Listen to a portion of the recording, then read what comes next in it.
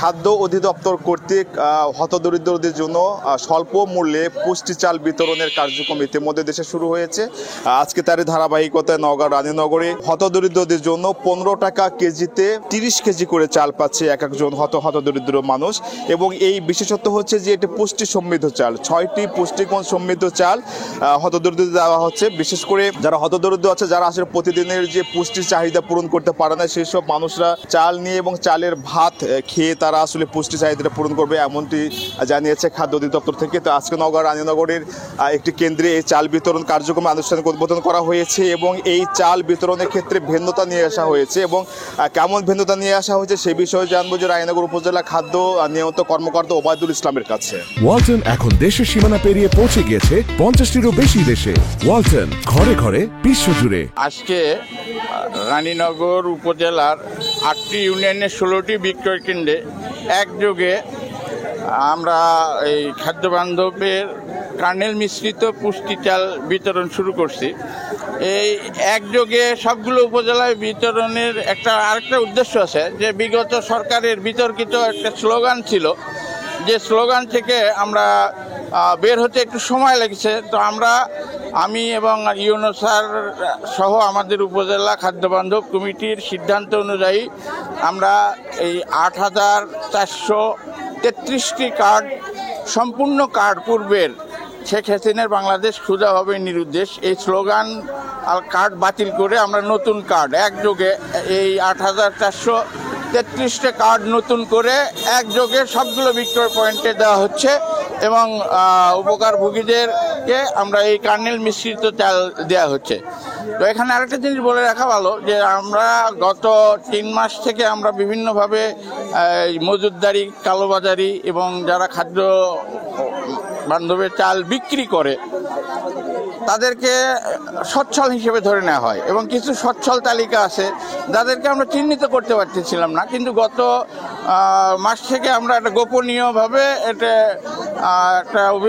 অভিযান না ঠিক আমরা একটা তদন্ত চালাই। এই তদন্ত রিপোর্টে আমরা এবার 64 জনকে আমরা বাদ দিয়ে দিছি যে তারা আসলে সচ্ছল এবং এই চালগুলো বিক্রি করে বিভিন্ন জায়গাতে। তো পরবর্তীতে আরও এরকম এই ধারাবাহিকতা থাকবে এবং সামনের যে আরও নিরাপত্তা বা এই বিক্রি জড়িত কোনো সমস্যা যাতে না হয় সেদিক থেকে আমাদের ইউনো স্যার যথেষ্ট পদক্ষেপ নিয়েছেন। আসলে শুধু যারা কার্ডধারী হতদরিদ্র মানুষ তারাই কিন্তু এই সেবাটি পাচ্ছে এবং এই সেবাটি পাওয়ার জন্য সকাল সূর্য ওঠার পর থেকে কিন্তু এই হতদরিদ্র লাইনে দাঁড়িয়ে আছে কে কার আগে নেবে। এবং এই পুষ্টিগুণ সম্পন্ন চাল যা কেউ বাহিরে বিক্রয় না করে নিজেরা যা ভোগ করে সেই বিষয়ে কিন্তু উপজেলা নির্বাহী কর্মকর্তার কাছ থেকে কিন্তু বারবারই তাদেরকে সচেতন করা হচ্ছে এবং এই চালটি সুষ্ঠুভাবে বিতরণ এবং এই চালটি যেন হতদরিদ্রতা যেন সঠিকভাবে প্রয়োগ করে সে বিষয়ে নিরাপত্তার ক্ষেত্রে কি কি পদক্ষেপ নেওয়া আছে সে বিষয়ে জানবো রানীনগর উপজেলা নির্বাহী কর্মকর্তা মোহাম্মদ রাকিবুল হাসানের কাছে। ধন্যবাদ। আমরা খাদ্য বান্ধবের উপজেলা কমিটি থেকে বরাবরই বিভিন্ন ধরনের সিদ্ধান্ত নিয়ে থাকি।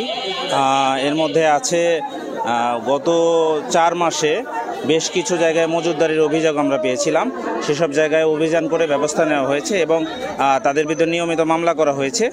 অনেক আসামি ধরাও পড়েছে এবং তারা আইনের মাধ্যমে তাদের বিচারের কার্যক্রম চলমান আছে।